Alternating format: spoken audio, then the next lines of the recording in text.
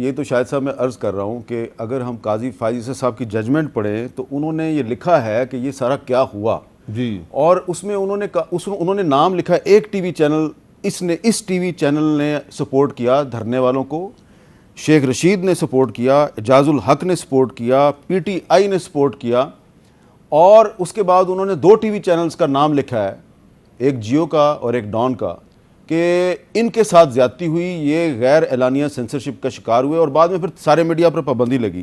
اس کو اون کیا آپ کی انفارمیشن منسٹر نے۔ ذرا سنیں جی، میں وہ کلپ آج شاہد صاحب کو سنانا چاہتا ہوں۔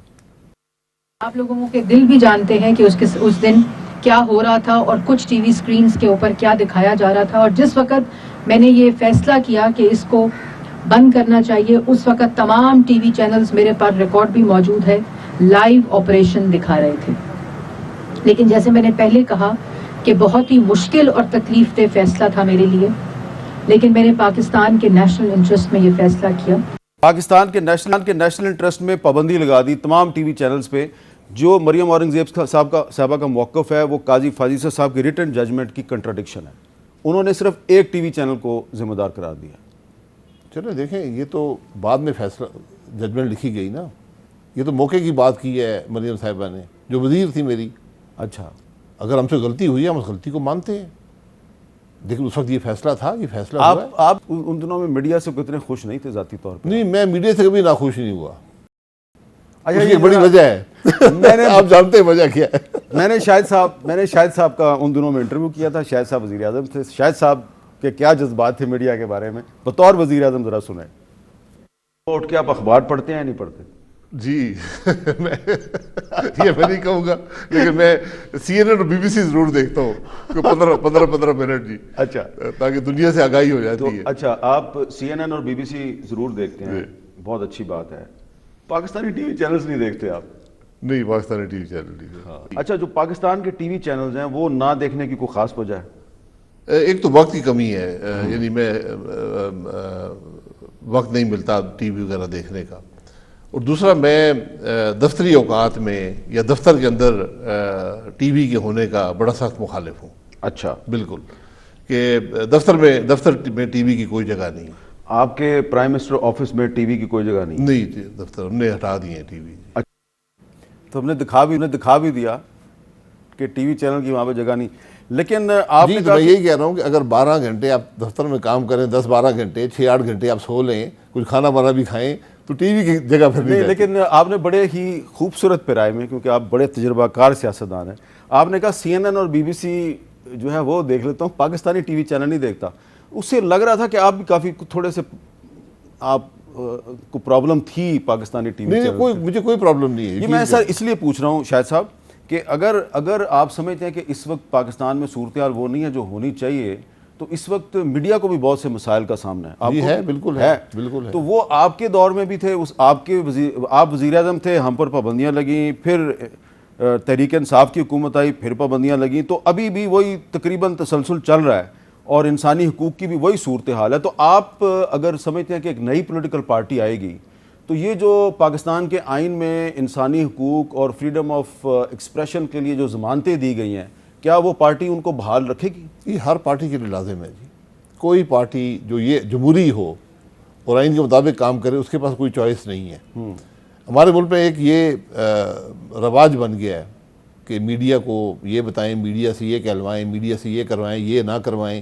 یہ بدقسمتی ہے، یہ پرانی باتیں تھیں، یہ دنیا میں ختم ہو چکی ہیں۔ ہم آج بھی یہ سینسرشپ ہوئی نا، یہ چیزیں نہیں چلتی، یہ نہیں چلتی۔ لیکن میں پھر گزارش کروں گا میڈیا سے، حالانکہ میں ٹی وی بہت کم دیکھتا ہوں، کہ آپ سیلف سینسرشپ کا ایک معیار کر رکھیں۔ ٹھیک ہے، آپ خود جو یہاں پر باتیں کرتے ہیں، آپ کا، میں جیو کو نہیں کہہ رہا، وہی چینل انگلینڈ میں نہیں دکھا سکتا۔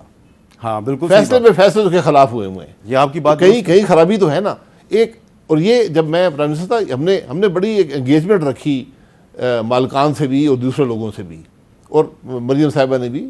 تو ہم نے یہی کہا کہ بھائی آپ ایک خود معیار مقرر کر لیں کہ کیسے آپ اپنے آپ کو سیلف سینسرشپ کا معیار رکھیں گے کہ کسی کی حد تک نہ ہو، کسی کی بےزتی نہ ہو، کسی پر غلط الزامات نہ لگیں۔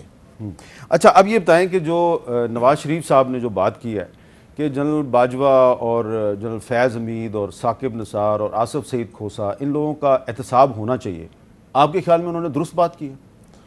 دیکھیں احتساب خرابی تو ہوئی ہے نا. ایک یہ آپ کے سامنے دھرنے ہوئے، یہاں پر ڈان لیک ہوا، پاناما لیک ہوا، یہاں پر سپریم کورٹ نے فیصلہ دیا، ایک چلتی حکومت توڑ دی 20,000 درہم کی ڈائریکٹر فیس نہ لینے پر، الیکشن چوری ہوا، یہ سب باتیں ہوئی ہیں. ان کی جڑ تک پہنچنے کی ضرورت ہے. خرابیاں تو یہی ہیں نا. یہ خرابیاں اگر ہم درست نہیں کریں گے، سبق حاصل نہیں کریں گے، پھر کیسے ملک آگے چلے گا؟ جی. لیکن دوسرا پہلو یہ ہے کہ اگر آپ کسی شخص کا نام لیتے ہیں، کس قانون کے تحت کارروائی کریں گے؟ ہاں. پھر اگلی بات یہ ہے کہ کیا آج ملک کا سب سے بڑا مسئلہ یہ ہے، اگر میری جماعت یہ سمجھتی ہے پھر میں اس جماعت کے ساتھ ہوں، لیکن ہمیں ذرا بڑی کیئرفلی ان چیزوں کو دیکھنا چاہیے. اور یہ بات کہاں پر رکے گی؟ یہ آپ کو 47 تک لے کر جانی پڑے گی. کیا اڈیالہ جیل جانا صرف وزیر اعظم کا ہی مقدر ہے؟ آپ بھی گئے، شہباز شریف صاحب بھی گئے، گیلانی صاحب بھی گئے، اور بھی وزراء اعظم گئے، اور وہ فوجی افسران جو جسٹس قاضی فائز عیسیٰ کی فیض آباد دھرنے میں ججمنٹ کے مطابق سیاست میں مداخلت کر کے اپنے حلف کی خلاف ورزی کرتے ہیں، ان کے خلاف کبھی کوئی کارروائی نہیں ہونی چاہیے. اور اگر نواز شریف نے وہ بات کر دی تو بڑا غیر محتاط رویہ ان کا. دیکھیں کارروائی جو ہے اگر آپ نے کرنی ہے تو اس کا ایک موقع، ایک وقت اور موقع ہوتا ہے. بعد میں باتیں کرنے سے کچھ نہیں ہوگا. اس کو تاریخ کی نظر کر دیا جاتا ہے. دنیا میں یہی ہوتا ہے. جب اس وقت نہیں ہوا، تاریخ کی نظر کر دیں، ٹروتھ کمیشن بنا دیں، ریکنسیلیشن کمیشن بنا دیں، اور کم از کم ڈاکیومنٹ کر دیں کہ ملک میں ہوتا کیا رہا ہے، تاکہ مستقبل میں سبق حاصل کر لیں لوگ. یہ ساری بات ہے. اب آپ کس کو پکڑیں گے، کہاں پکڑیں گے، کیسے پکڑیں گے، یہ ذرا مشکل کام ہے. کون سے قانون کے تحت؟ آپ یہ کہہ رہے ہیں کہ جو انہوں نے موقف بیان کیا لندن میں بیٹھ کے، وہ پاکستان کی گراؤنڈ ریئلٹی سے ذرا ڈیفرنٹ ہے. نہیں، گراؤنڈ ریئلٹی تو وہ پہلے بھی گجرانوالہ میں بیان کر چکے تھے. یہ کوئی نئی بات تو نہیں ہے. جی. لیکن میں یہ کہہ رہا ہوں کہ کیا آج ہم نیریٹو پاکستان مسلم لیگ نون کا یہ ہونا چاہیے، یا عوام کی تکلیف کے بارے میں بات کرنی چاہیے؟ آپ کے خیال میں اکانومی بڑا ایشو ہے؟ اکانومی، لوگوں کی جو مشکلات ہیں، میں نے پہلے بھی کہا ہے، ایک آدمی 50,000 روپیہ کماتا ہے، پوری محنت کرتا ہے، اس نے نوکری حاصل کی، پڑھائی کی، نوکری، آج وہ اپنے بچوں کی کفالت نہیں کر سکتا. یہ اس کا قصور ہے یا ہمارا قصور ہے جو اقتدار میں رہے ہیں؟ لیکن شاہد صاحب آپ بالکل صحیح بات کر رہے ہیں، میں آپ سے 100% اتفاق کرتا ہوں. لیکن پاکستان میں رول آف لا بھی تو ایک مسئلہ ہے. قانون سب کے لیے برابر ہونا چاہیے. میں آج آپ کو ایک تصویر دکھاتا ہوں. یہ ایک سابق وزیر خارجہ ہیں جی، شاہ محمود قریشی صاحب، سائفر کیس میں گرفتار ہوئے ہیں. ان کو دیکھیں عدالت میں لایا گیا ہے، ہتھ کڑی لگی ہوئی ہے جی، ان کو ہتھ کڑی لگا کے ان کو لایا گیا. آپ یہ دیکھ رہے ہیں.